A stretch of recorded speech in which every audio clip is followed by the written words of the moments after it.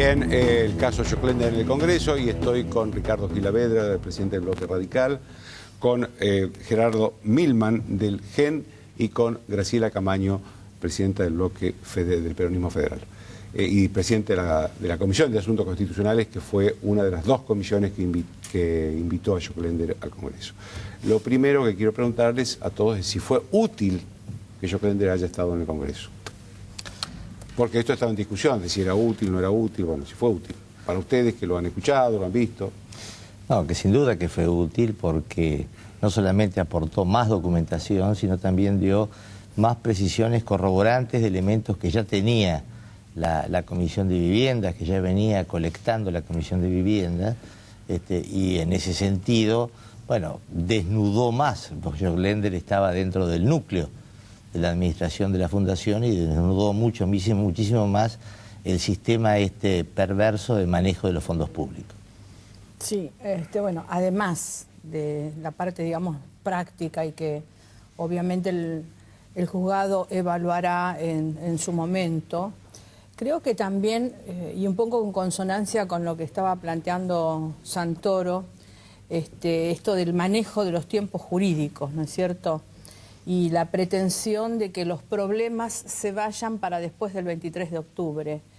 A nosotros Esa es la posición del gobierno. A nosotros lo que nos motorizó muchísimo fueron las declaraciones públicas en cuanto a la posibilidad de que existiera una suerte de connivencia entre funcionarios del Poder Ejecutivo y el Poder Judicial a los efectos de que la causa se diluya después del 23 de octubre.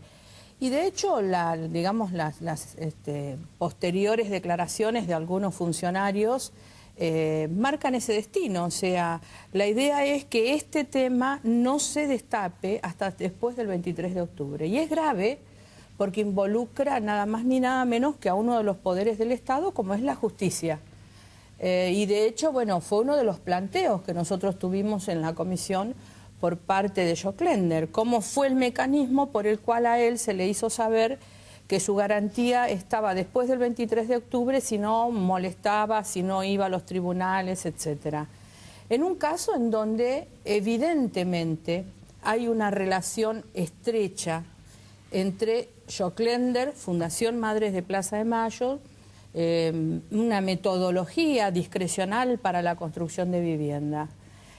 Yo ahora cuando veo a algunos dirigentes del oficialismo intentar demonizar o tratar de establecer alguna suerte de parámetro entre el ex socio del oficialismo y algunos miembros de la oposición, no puedo menos que sonreír, ¿no es cierto? Porque no solamente han sido socios en los papeles, sino que también tienen proyectos en las cámaras. Eso denunció avalando usted hoy, ¿no?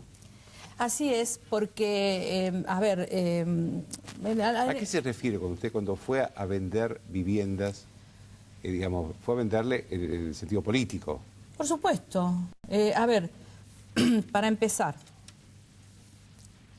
hay un proyecto que fue incluso aprobado por el Senado, en el cual se expresa beneplácito por el convenio que firmó el canciller Timerman, la Fundación Madres de Plaza de Mayo, para hacer una suerte de cooperación internacional con las viviendas que vendía Joclender.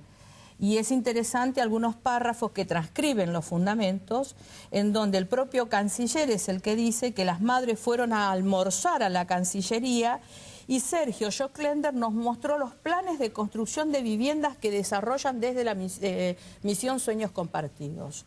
Este es un proyecto que está presentado por el diputado Morante. Después tenemos uno muy interesante que es el del Senado, que ha tenido una sanción en el Senado, presentado por Nancy Parrilli, que es hermana del secretario general de la Presidencia, y del diputado Pichetto, que es presidente de la bancada, en donde también hablan de la construcción de vivienda, Misión Sueños Compartidos, coordinado por la Fundación Madres de Plaza de Mayo. También declarar de interés nacional el proyecto. Y otro que tiene que ver con un proyecto presentado por la diputada Da Milano, en donde claramente en los fundamentos habla de una nueva iniciativa que la Fundación, junto con la empresa Meldorex Sociedad Anónima, encara como parte de la primera construcción en series de casas. O sea, indudablemente el oficialismo, los funcionarios y la dirigencia política del oficialismo tenían injerencia, conocían, sabían, esto estaba a la vista y en todo caso son socios políticos cuanto menos.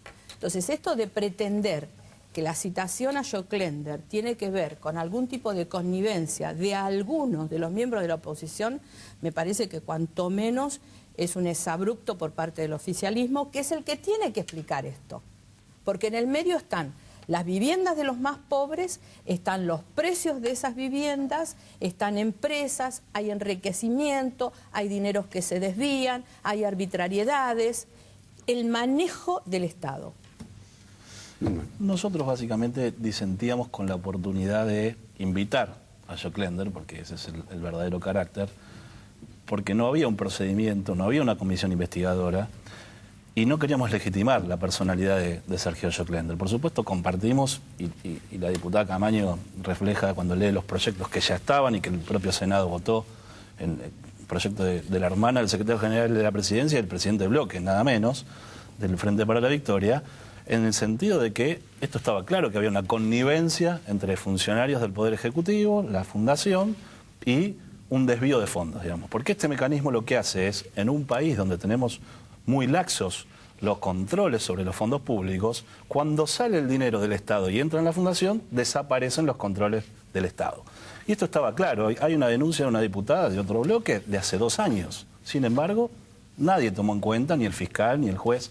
A mí lo que más me preocupa es que tengamos, y lo que tenemos, una creencia por parte de la ciudadanía, de la sociedad en su conjunto, de que no hay justicia en la Argentina. Lo decía Santoro con la causa Armas, ocurre con esto, digamos, un secreto de sumario de 4 meses, nadie cree que vaya a ocurrir nada grave con los implicados, quizás el señor Joclender tenga algún costo porque ha sido roto el pacto que lo unía a quienes detentan el poder, a quienes manejan los fondos. Y ahí me parece que quienes estamos en la oposición tenemos que buscar una solución, porque a veces nosotros generamos expectativas sobre la ciudadanía de que vamos a resolver cuestiones y después generamos la frustración, porque no avanza, nos ha pasado en la Cámara. ¿Usted cree que esta invitación que se hizo a Joclender puede generar una frustración? No, yo creo que la invitación en sí mismo no genera la frustración, sino el final del proceso. Sí, yo revisaba, por ejemplo, las estadísticas del juez Ollarvide. Desde el 2003 al 2009, faltan los últimos año y medio, tuvo 1.366 causas. Solo una tiene sentencia condenatoria.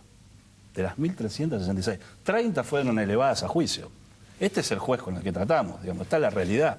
Entonces, la ciudadanía tiene razón cuando no espera nada de la justicia, cuando no espera soluciones. Y me parece que nuestro rol es encontrarlo. Yo creo que hay una punta. La señora presidenta habló hace pocos días sobre el juicio por jurados. Me parece que ahí tenemos una punta para trabajar. Digamos, ¿por qué? ¿Qué hubiese pasado con Menem? Con un jurado de ciudadanos. ¿Qué hubiese pasado? ¿Qué va a pasar con un jurado independiente de ciudadanos con este juicio? Tenemos la experiencia de Córdoba, tenemos experiencias internacionales. Por supuesto que es discutible, que hay mitad de la biblioteca para un lado, mitad para la biblioteca, pero yo creo que nosotros tenemos que actuar eficientemente. Yo creo que uno de los costos que hemos pagado de la oposición es generar expectativas y luego no haber tenido la eficiencia para concretar nuestras experiencias. Ricardo. A ver, ¿cómo ordenamos las cosas? En primer lugar, yo quiero decir algo con toda claridad. En la Argentina, la impunidad del poder es la regla. En la Argentina fracasa de modo absoluto las posibilidades de perseguir los crímenes del poder. Esto de las armas, bueno, es una evidencia, pero no basta el de las armas. Es que todos los hechos que han conmovido a la sociedad argentina en la década del 90, ninguno, salvo de María Julia por enriquecimiento ilícito, ha podido llegar a buen término. En la Argentina no se controla la corrupción y no hay voluntad política para hacerlo. Y la cuestión esta del juicio por jurados, claro que yo pienso que la Argentina tiene una deuda desde la sanción de la Constitución de 1853 con el juicio por jurado, pero no hay que comerse el caramelo. Ahora va a salir el oficialismo, que en realidad es de una obsecuencia como manada a ver por el juicio por jurado. Pero no pensemos que el juicio por jurado es la solución. El sistema de enjuiciamiento hace agua por todos lados. La función de los fiscales hace agua por todos lados. Y los